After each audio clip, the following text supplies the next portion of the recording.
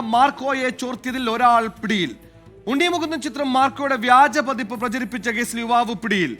ആലുവ സ്വദേശി അക്ബ് ഹനാനെയാണ് Ernakulam cyber police arrest ചെയ്തത്.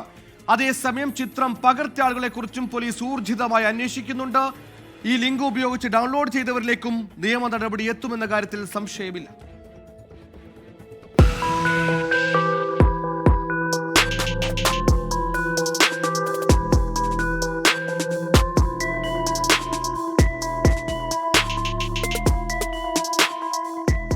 ഇൻസ്റ്റാഗ്രാമിൽ തനിക്ക് പ്രൈവറ്റായി സന്ദേശം അയച്ചാൽ മാർക്കോ സിനിമയുടെ ലിങ്ക് അയച്ചു തരാമെന്നായിരുന്നു അക്ബ് ഹനാന്റെ സ്റ്റോറി. ഇതിന് പിന്നാലെയാണ് വ്യാജ പതിപ്പ് പ്രചരിക്കുന്നതായി സിനിമയുടെ നിർമ്മാതാക്കൾ സൈബർ പോലീസിൽ പരാതി നൽകിയത്.